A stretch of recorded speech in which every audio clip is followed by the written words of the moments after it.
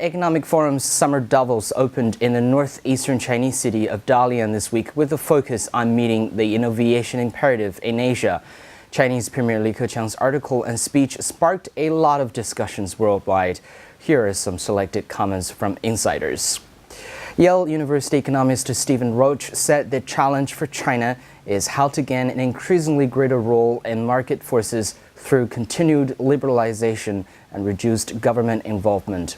The government recognized these challenges and has outlined many of these reform directions and policy objectives in recent announcements. The real story is that China is going to be changing its growth model a lot over the next 5 to 10 years, and will shift from being a producer-driven economy to more of a consumer-driven economy, and that'll be a transformative event on the global economy, especially for growth-starved countries like the United States that need new markets to export in.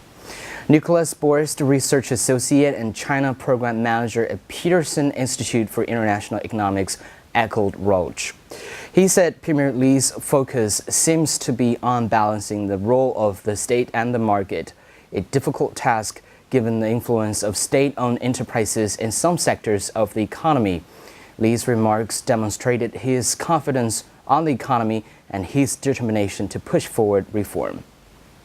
Senior manager at Bank of Communication Tang Jianwei said Premier Li's reform is to define boundaries between markets and government. The government will withdraw from certain areas where market and society can be of greater benefit. Assistant Dean of the Minsheng Securities Research Institute, Guan Qingyu, said rather than deleveraging, deregulation would be more apt, as seen in his constant calls for the introduction of a private capital to reinvigorate market dynamics. We also have noticed from Premier Li's speech that he is putting a large emphasis on the role of urbanization in continuing China's economic growth, so it will be interesting to see the shape of the new urbanization plan this fall.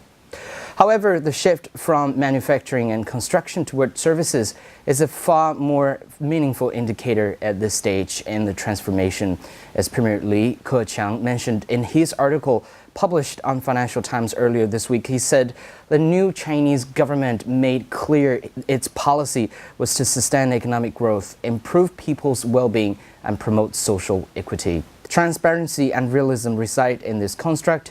China is trying to prepare for the future. That's it for this edition of Trendy News. For China Daily, I'm Andrew Shing.